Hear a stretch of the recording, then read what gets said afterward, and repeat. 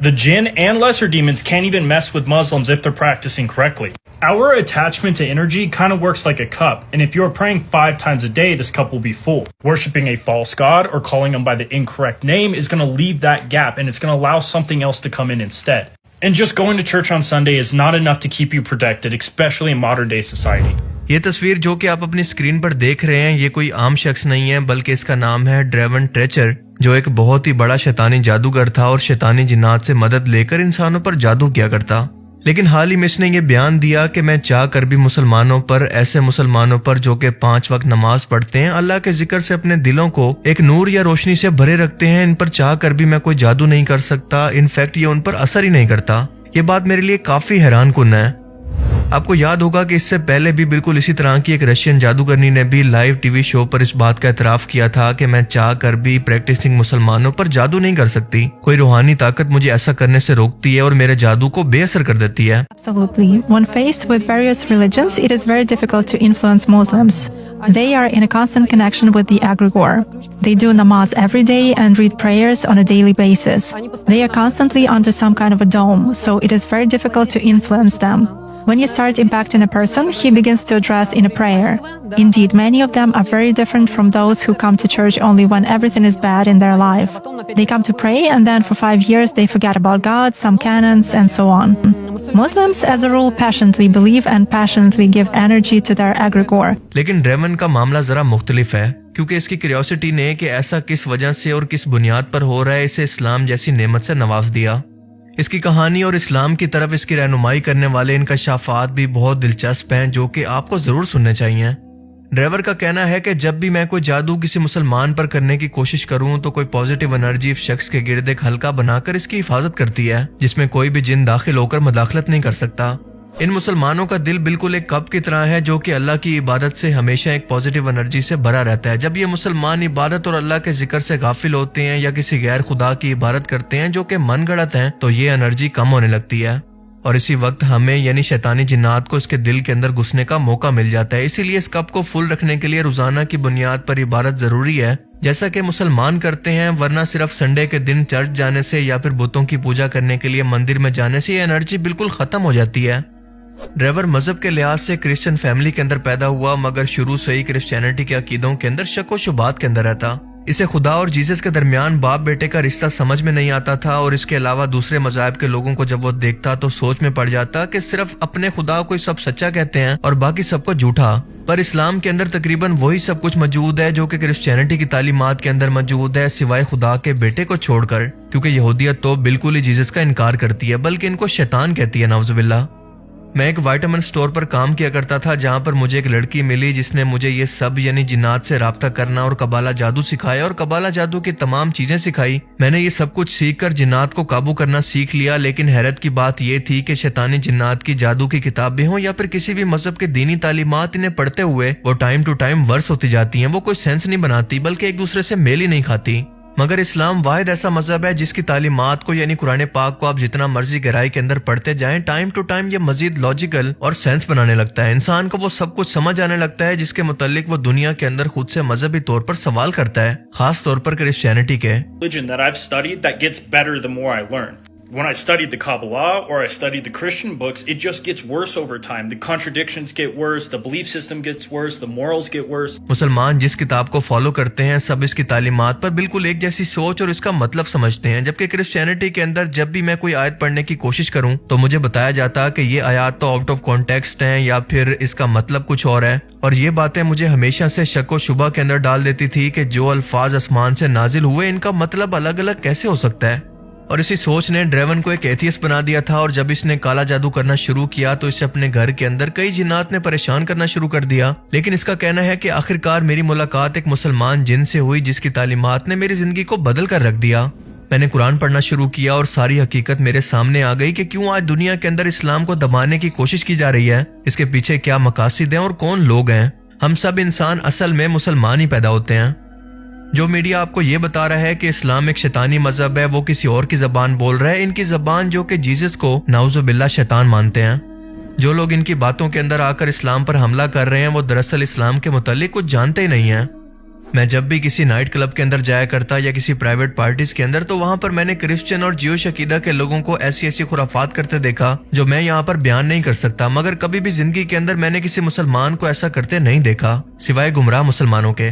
And I can tell you guys right now, I've seen a lot of Jewish women and Christian women inside of these clubs doing wild things.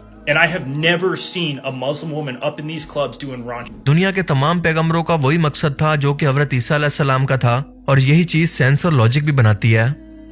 Social media per driver کی videos viral ہونے کے بعد اور کھلم کھلا فلسطین کی support اور اپنے عقیدے کا اظہار کرنے کے بعد جس یہودی کمپنی میں وہ کام کر رہا تھا، اس کے مالک نے اس کو بلا کر $1 ملین تک کی آفر کی کہ وہ اپنے عقیدے کو نہ صرف نہ بدلے بلکہ اسرائیل کی سپورٹ اور یہودیت کے حق کے اندر سوشل میڈیا پر ویڈیوز بھی بنائے، لیکن اس نے اپنے دل کی آواز اور اپنے ضمیر کا سودا کرنے سے انکار کر دیا اور آخرکار اسلام کو قبول کر لیا۔